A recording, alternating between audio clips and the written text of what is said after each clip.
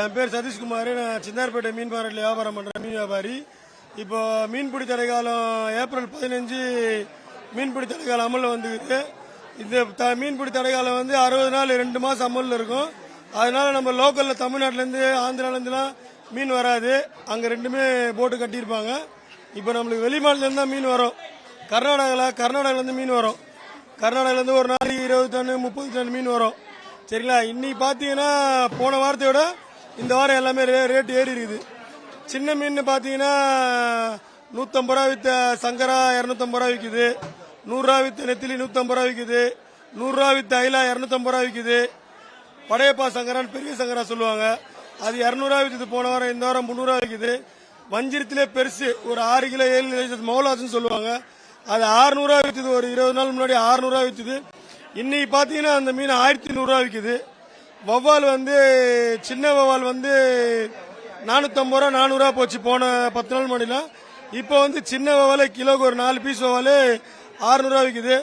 இந்த மாதிரி பெரிய மீனில் வந்து டிஃப்ரெண்ட்னு பார்த்தீங்கன்னா கிலோக்கு ஒரு பெரிய மீனில் ஒரு வஞ்சிரத்தில் வந்து ஒரு 300 ரூபா டிஃப்ரெண்ட்டு. சின்ன மீனில் வந்து கிலோக்கு ஒரு 100 ரூபா டிஃப்ரெண்ட் வருது, ஒரு 50 ரூபா டிஃப்ரெண்ட் வருது.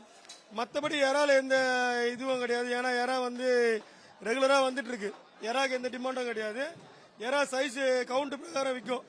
100 கவுண்ட் 280 அந்த மாதிரி கவுண்ட்டுக்கு ஏற்ற மாதிரி, 90 கவுண்ட் 350 அந்த மாதிரி மீன் மட்டும் ஏறி இருக்கு. இன்னைக்கு நல்ல கூட்டம். இன்னைக்கு ஈஸ்டரு, இன்னைக்கு நல்ல கூட்டம் இருக்கு. இந்த 2 மாசமும் இதே பொசிஷன்ல தான் இருக்கும். மீன் விலை இறங்காது. நம்ம தமிழ்நாட்டிலே ஆந்திரா எல்லாம் போட்டுக்கெல்லாம் போனாதான் மீன் விலை கம்மியாகும். அது வரைக்கும் ரேட்டு ஏறுமே தவிர இறங்காது. வாரம் ஒரு 50 ரூபா 100 ரூபா ஏறும்.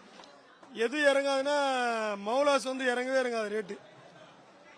ஏன்னா அது ஊக்கு மீன்றதுனால அது ரேட்டு இறங்காது. அது 1100 ரூபாலேருந்து 1500 வரைக்கும் போகும்.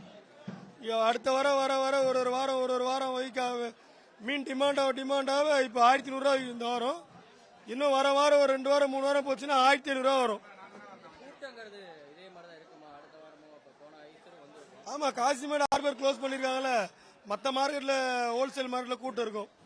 ஏன்னா அங்க பெரிய இது இருக்கும். ஹோல்சேலும் பெருசா இருக்கும், ரீட்டைலும் பெருசா இருக்காங்க. ஏன்னா ஹோல்சேல்லே நாங்களே போய் அங்கே மீன் எடுத்துட்டு வருவோம், ரீட்டைல்லையும் போய் மக்களுக்கு ஃப்ரெஷ் ஆகுதுன்னு சொல்லி வாங்குவாங்க.